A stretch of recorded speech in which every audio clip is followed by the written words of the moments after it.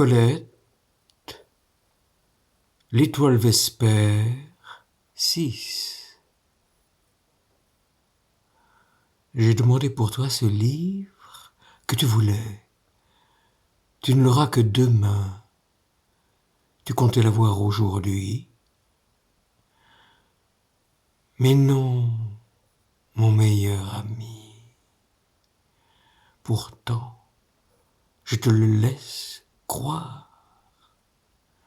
À cette heure, je ne donne que des rendez-vous inéluctables. Selon que mon lit, qui me suit, aussi fidèle qu'à l'escargot sa coquille, occupe l'une ou l'autre fenêtre, envisage le sud ou l'est, j'aperçois, ou non, certains astres qu'un mien neveu, familier du ciel astronomique, connaît. Quand les étoiles qu'il m'a nommées sont inaccessibles à ma vue, je les invente et les cloue où elles ne sont pas. À qui ne bouge guère, il est aisé, la nuque renversée, de brasser le firmament et son ordre sévère. Ici, nous n'avons pas de grande ours, a remarqué une de mes voisines. Du même ton pincé, elle dit « Dans le premier arrondissement, nous sommes très désavantagés sous le rapport de la poissonnerie. »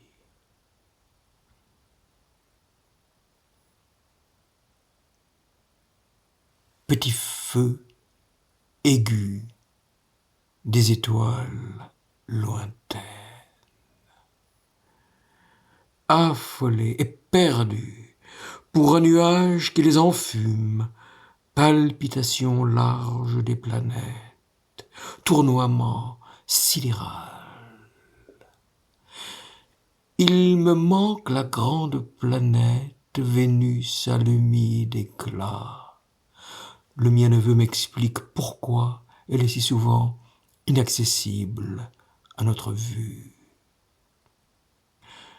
Mais je n'aime retenir d'elle que ce qui plaît aux ignorants. Par exemple, qu'elle trompait déjà autrefois l'homme aux yeux levés vers elle, qui ne reconnaissait pas dans la Vénus du soir le brasillant Lucifer du matin. Que nous disons, Vénus se lève lorsqu'elle est près de son coucher. À son troisième nom, Vespère, j'associe, je suspends celui de mon propre déclin. Autrefois, elle resplendissait sur mon enfance, semblait surgir des bois de Moutier, au milieu d'un couchant apaisé. Mon père levait le doigt, nommait Vespère.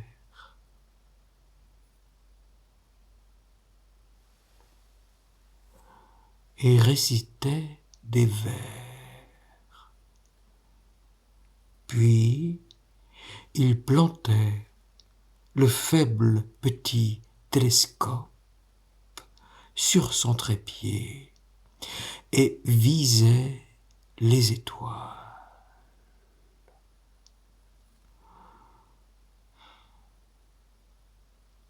Bientôt vient la saison du coucher dehors, c'est-à-dire d'encastrer le chevet de mon lit dans la fenêtre ouverte. Du jardin, s'il n'était fermé la nuit, on pourrait voir, entre les balustres, mes cheveux en nid bourrus. Couché dehors, est un des charmes de ce logis. Les grosses gouttes de pluie accourent du sud. Le vent rebrousse et sème les papiers. Un nocturne crie. Tout pénètre et divague dans la chambre ouverte. Tout ce que les nuits prodiguent au ciel de lumière. La lune extensible, l'aube, l'éclair et l'étoile. Sauf la grande planète qui traverse, invisible, les ciels de Paris, effacée par le soleil qui s'immerge presque en même temps que lui. À Vespère, aux trois noms. La suivante du soleil. Je dédie mes propres vêpres et je lis ces aventures célestes.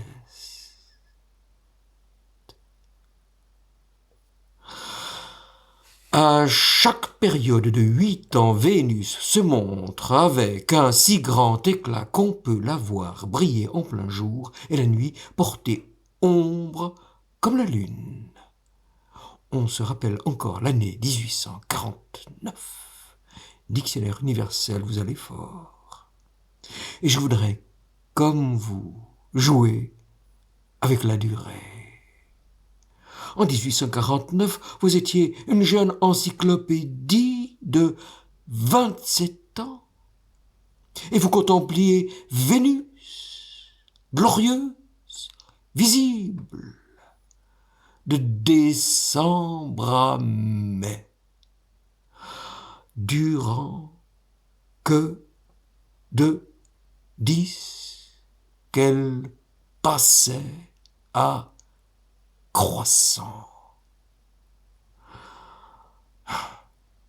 Contez-moi donc, dictionnaire, chenu, contez-moi donc comment, le 4 avril 1857, Vénus du soir, Lucifer du matin, atteignit le maximum de sa grandeur et de son éclat, puis fila rapidement, vers le point de son orbite, puis tomba dans les rayons du grand astre et disparut avec lui.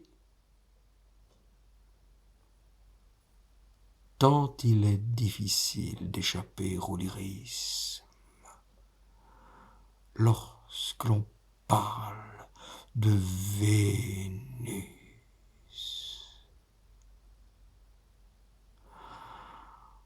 Perdant toute mesure, le grand dictionnaire continue, invite ses lecteurs à ne point manquer les passages et les apogées, espacés de 113 ans et demi.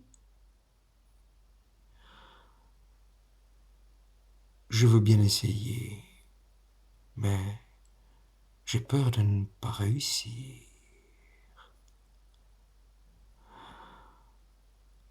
Retournerai-je ce soir à la Martinique? Visiterai-je quelque île sise au tonnerre de Dieu sur laquelle, de la veille au lendemain, une fleur rose, une fongosité de fleurs roses, une catastrophe de fleurs roses. Ah, que ne donnerais-je pas? Non, à quoi bon ce désir, ce voyage, ce luxe de tapis volant? On ne colore pas impunément en rose tout ou partie de la terre. Il est vrai que le prodige ne dure que 24 heures. mais un jour entier de vie rose, c'est déjà long. La fleur qui accapare en un jour toute la surface, toute l'invraisemblance disponible, qui surgit sans feuilles, sans boutons, bref, sans projet, avenir, ni lendemain. À quoi la comparer, sinon à une moisissure?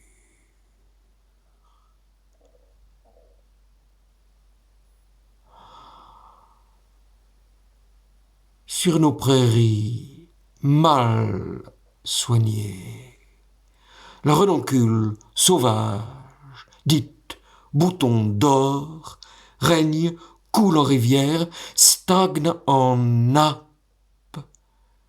Les narcisses en avril, sur les pentes suisses. Oh, leur parfum qui épouvante le sommeil. Quelques frénésies qu'ils déploient ne sont qu'un ciel renversé d'étoiles sur firmament vert. Il y a encore le colchique d'automne, vénéneuse, veilleuse, qui empoisonne les prairies de son mauve distingué.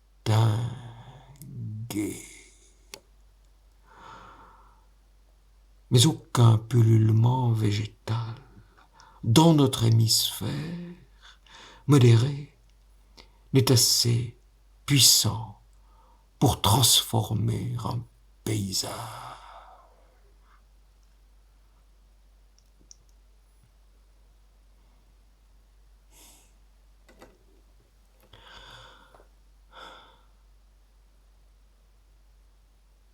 On m'a conté qu'en Australie, certaines exubérances de floraison bleue laissons bleuir l'Australie. J'ai déjà du mal à imaginer un univers rose. Rose le pré et rose le mont. Et que dans le lac les rives se mirent roses. L'assaut rose n'épargne rien dans cette, disons, Martinique ou n'importe quoi d'autre. Assez de suavité.